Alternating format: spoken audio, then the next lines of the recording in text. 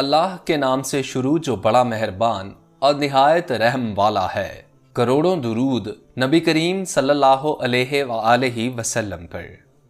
عراق کا ایک بزرگ جس نے رزق حلال کمانے کے لیے تجارت جیسا مبارک پیشہ اپنایا ہوا تھا، وہ ارد گرد کے دیہاتوں سے مختلف اجناس خرید کر گودام بھر لیتا اور پھر ہر علاقے کی ضرورت کے مطابق اس کی منڈیوں میں اجناس سپلائی کرتا اور جائز منافع حاصل کر کے اپنے بیوی بچوں کی کفالت کرتا۔ چنانچہ ایک سال اس نے حسب عادت مختلف اجناس خریدیں اور کرائے کے اونٹوں پر لدوا کر اپنے ہم وطن تاجروں کے ہمراہ تجارتی سفر پر روانہ ہو گیا اور لق و دق صحرا اور سنسان جنگلات عبور کرتا ہوا دیگر شہروں کی منڈیوں میں جا پہنچا اور وہاں اس نے اپنے ساتھیوں کے ساتھ مل کر اپنا مال فروخت کیا۔ اس کی تجارت میں اللہ نے برکت کی اور اسے بہت سا منافع حاصل ہوا۔ جب اس کے ساتھیوں نے اس کا وافر منافع دیکھا تو ان کی نیت بدل گئی اور انہوں نے آپس میں مشورہ کر کے اسے ٹھکانے لگا دیا اور اس کی اصل رقم اور منافع کی رقم آپس میں بانٹ لی اور وہ واپس آ گئے اور اپنے اپنے گھروں میں آرام سے رہنے لگے۔ مرحوم تاجر کے نوجوان بیٹے نے جب انہیں دیکھا تو ان سے اپنے باپ کے متعلق دریافت کیا تو انہوں نے اسے جواب دیا کہ وہ فلاں شہر میں فوت ہو گیا تھا اور ہم نے اسے نہلا کفنا کر اور جنازہ پڑھوا کر وہاں کے مقامی قبرستان میں دفن کر دیا تھا۔ جب اس نے اپنے باپ کی اصل اور منافع کی رقم کے متعلق پوچھا تو انہوں نے جواب دیا کہ ہمیں اس کے مال کی کچھ خبر نہیں کہ اس نے کون سی منڈی میں فروخت کیا اور اس سے حاصل ہونے والی رقم کہاں گئی۔ ہمیں تو مقامی لوگوں کے ذریعے اس کی فوتگی کی اطلاع ملی تو ہم نے یہ احسان کیا کہ اسے اسلامی دستور کے مطابق اللہ کے سپرد کیا اور واپس آ گئے۔ نوجوان کو ان کی باتوں پر یقین نہ آیا، چنانچہ اس نے قاضی کو کوفہ شریح بن حارث کی عدالت میں استغاثہ دائر کر دیا کہ ہمارے باپ کی گمشدگی کا کھوج لگانے کے لیے ان تاجروں سے تفتیش کی جائے اور ہمیں اصل صورتحال سے آگاہ کیا جائے۔ قاضی شریح بن حارث نے متوفی کے نوجوان بیٹے کی درخواست پر انہیں طلب کیا تو وہ عدالت میں پیش ہو گئے اور اپنی صفائی میں قسمیں کھا کر بری ہو گئے۔ نوجوان کو ان کی قسموں پر خاموش ہونا پڑا، لیکن اس کا دل مطمئن نہ ہوا اور اس نے امیر المومنین سیدنا علی المرتضی رضی اللہ تعالی عنہ کی عدالت عالیہ میں اپیل دائر کر دی تو آپ رضی اللہ تعالی عنہ نے انہیں بذریعہ پولیس طلب کر لیا اور ہر ملزم پر 2 پولیس مین متعین کر دیے اور انہیں حکم دیا کہ انہیں الگ الگ کمروں میں بند کر دیا جائے اور ان کو آپس میں بات نہ کرنے دی جائے۔ اس کے بعد آپ نے اپنے ساتھیوں کی موجودگی میں ان ملزموں کو ایک ایک کر کے بلایا اور ان سے پوچھا، اس نوجوان کا باپ تمہارے ساتھ کس دن نکلا تھا اور تم راستے میں کہاں ٹھہرے تھے؟ تمہارا سفر کیسا رہا؟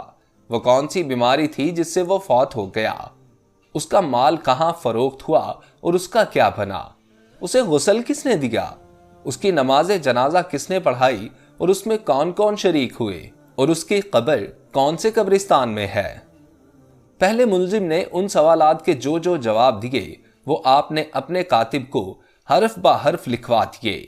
اس کے بعد آپ نے اپنے ساتھیوں کے ساتھ مل کر با آواز بلند اللہ اکبر کا نعرہ لگایا تو جدا جدا کمروں میں بند ہر ایک ملزم نے نعرے کی آواز سن کر اندازہ لگایا کہ ان کے ساتھی نے اصل بات کا اقرار کر دیا ہے۔ اس کے بعد آپ نے اس ملزم کو اس کے کمرے میں بند کروا دیا، پھر دوسرے ملزم کو بلوایا اور اس سے یہی سوالات دوبارہ کیے اور اس نے جو جوابات دیے وہ آپ رضی اللہ تعالی عنہ نے اپنے کاتب سے حرف بہ حرف لکھوا دیے۔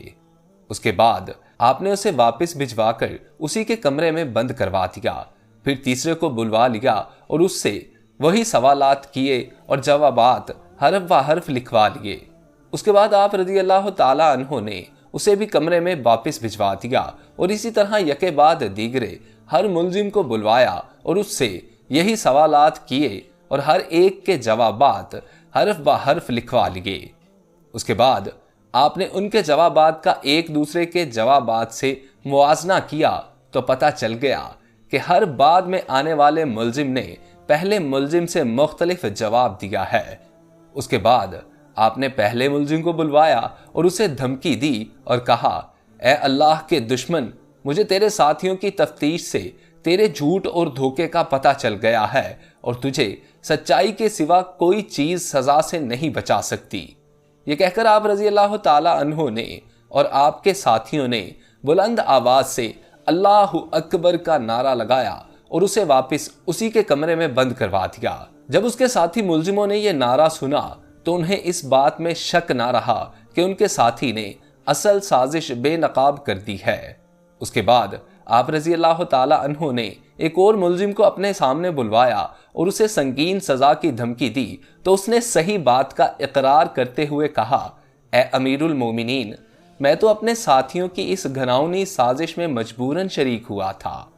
اس ملزم کے بیان کے بعد جب دیگر ملزموں کو باری باری بلایا گیا اور انہیں سزا کی دھمکی دی گئی تو سب نے صحیح صورتحال کا اقرار کر لیا تو آپ نے قید خانے میں بند پہلے ملزم کو تیسری بار اپنے سامنے بلوایا اور اس سے کہا کہ تیرے سب ساتھیوں نے اصل واقعے کا اقرار کر لیا ہے، لہٰذا تو بھی سچ بول دے ورنہ تیرا حشر برا ہوگا۔